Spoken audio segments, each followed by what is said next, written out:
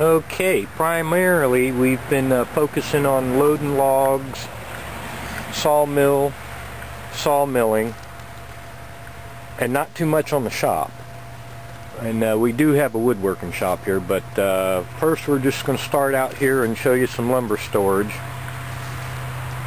Right here up underneath this tin, roofing tin, you see a whole bunch of cants right there. We had a whole bunch of pine logs that were brought in and dropped off, and so we were pretty full on building material, so we just canted them out and stored them up.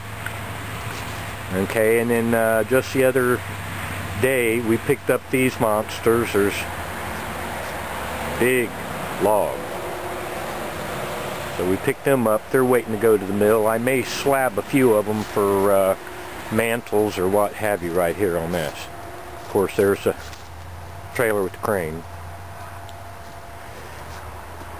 Alright, now what you see here is D-logs for log cabin building. Whole bunches of them. We traded some cherry slabs, some cherry trim, milled a little cherry, and in return we got some D-logs. There's a whole bunch of them there. I'm not sure what we're going to do with them yet. Alright, now we move on over. This little bin right here, well, let's take a look down. You see it goes right on down over there.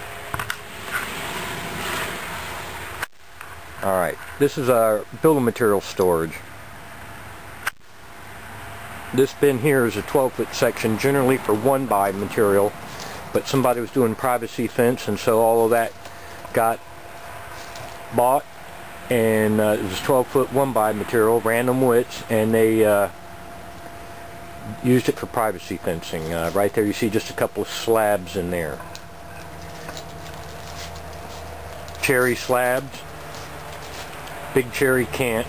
Then we get into the building material right here. This is 12-foot stock, 2x6s, 2x8s. Looks like all the 2x4s are about gone. There's just a handful right there. This is a 12-foot bin right here. Curtains are up on it. It's a 10-foot section right here. A little bit of 1x material in there is ready to go out. 2x10s and 6s, 2x8s in this bin. As we move over, this is the 8-foot bin. The bins, each bin is 10 feet wide and as deep as necessary for the size of building material we want to store. This is the 8-foot section. Looks like I need to go to work and start milling some more stock. We sold a bunch of 2x4s and 2x6s the other day. We still got a mountain of 10-foot stock right there.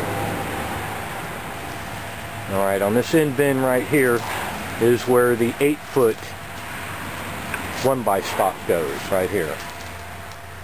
And this bin right here is where we store mantles, turn-in blanks, so on and so forth. Now, also to get into this bin back here where the some more turn-in blanks are is right here.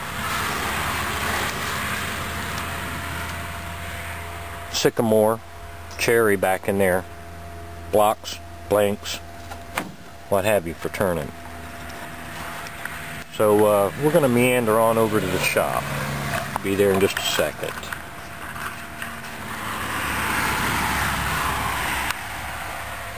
Okay, we're back at it again. Here's the shop. This is the front of the shop. See on the shelf up there, antique tools,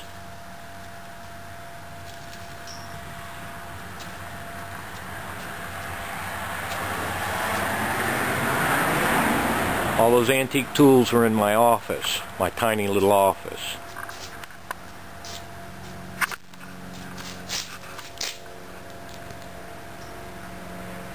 Alright, this is the shop. It's a 24 by 40 building.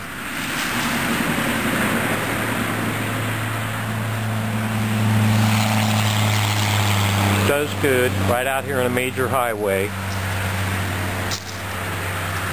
There's the water wheel.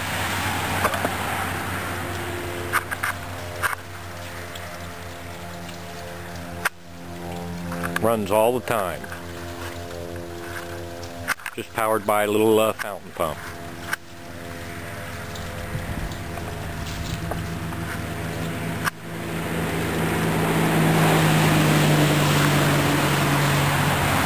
See the traffic.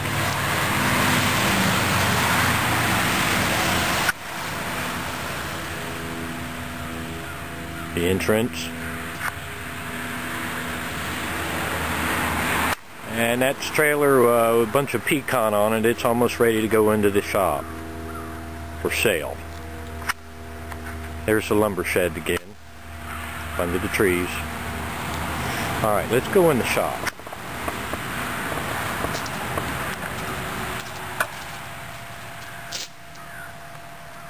Couple old pumps.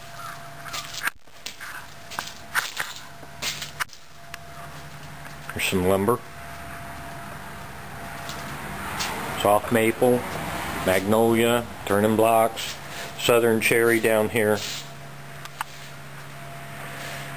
Appalachian red oak, walnut, a little bit messy. I just had a customer go through that stack of walnut looking for a certain stick. There's African mahogany, poplar. Didn't come on my order the other day that I had placed. So next order I'll get more poplar in. There's white oak up there. 4/4 and 8/4 ash back in there. Some cypress, Peking clear, some 8/4 walnut, 8/4 red oak, 8/4 cherry, some long cherry.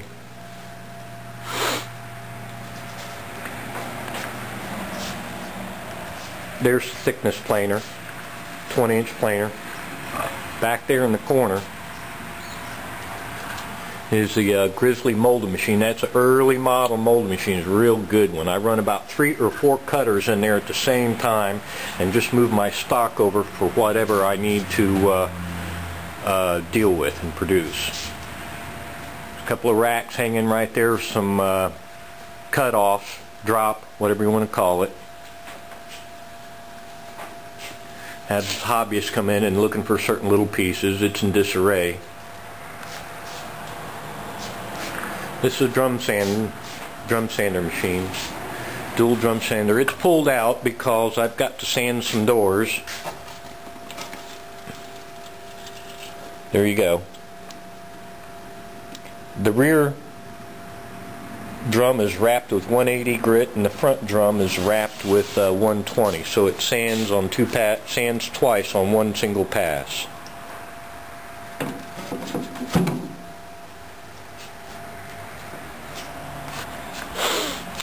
There's my tiny little office in there. Some shelves in there. You can almost see. There we go. We'll open the door. There you go. Shelves full of antique tools. Stuff like that. More. Look at that. Okay. Now, this little deal here, this is my, well, it's a machine, it's called my panel router. I cut dados for cabinetry, wall units, the grooves for the shelves to sit in, what have you, right here. It's tucked in and put away right now. Radial arm saw, table saw. I think that cuts about 54 inches to the right of the blade. In-feed table, outfeed table. Notice they're all at the same height. They're all at about 36 inches. Rollers right here to help catch the stock. Oh, here's a set of doors. They got to be sanded for customer. Oak.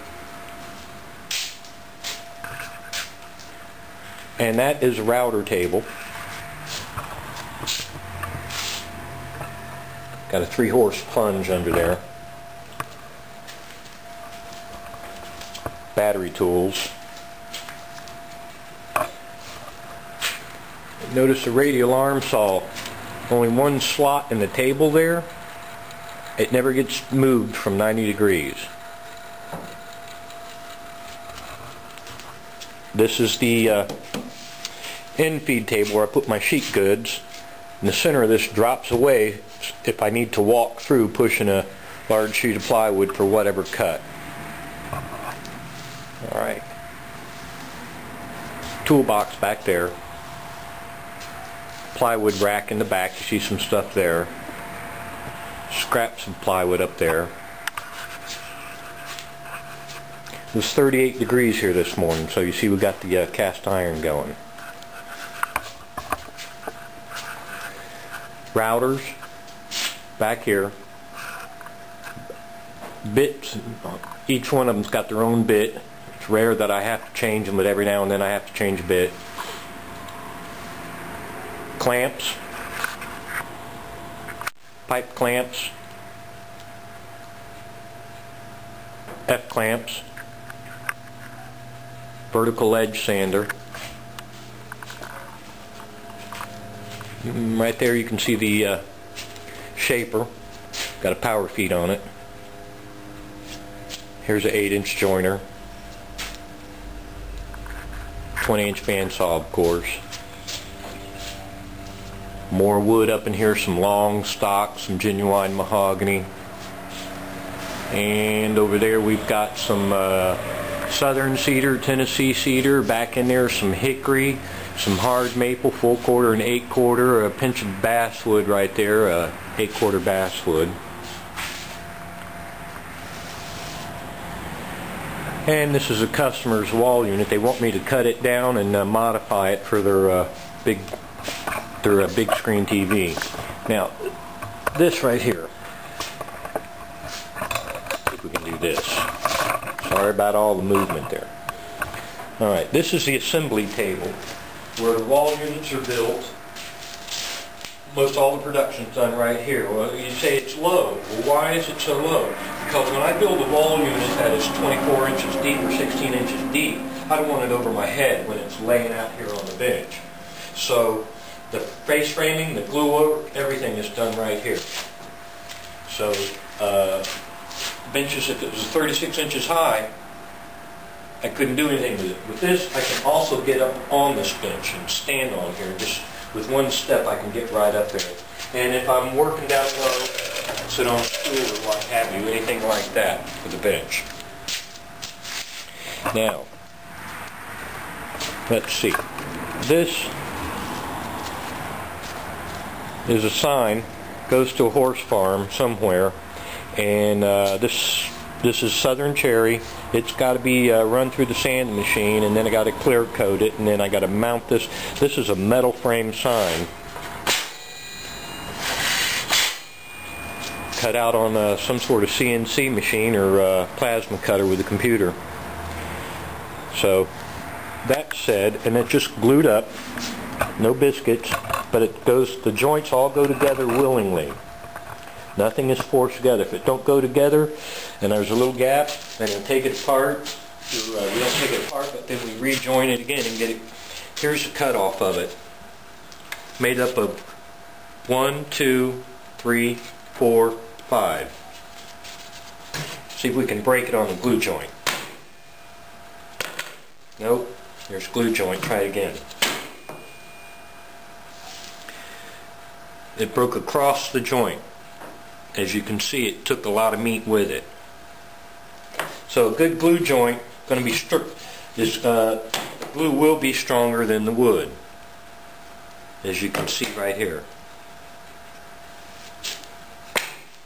So that said, it's just a little overview of my shop, and so we actually do some woodworking here along with the sawmill. The sawmill probably supplements about 1/3 of the income in here, and we're always pretty busy. So there's plywood storage right there. There in the corner is the dual tooth setter and the blade sharpening machine for the sawmill blades. And then also under this bench is more storage. just about empty, but you can put panel goods in there. This bench, by the way, is about 61 inches wide and 121 inches long, and about 24 inches or so off the floor. So I hope you get something out of this. It's taken years to, when I first built this shop, to figure out exactly how I wanted to place everything, and I knew I wanted a lot of these tables at a comfortable height so that as I come off of one tool I can go over to the other for cutting or trimming or what have you, and it seems to work out pretty good. Alright, appreciate your time. Hope you get a little something out of this. Thank you.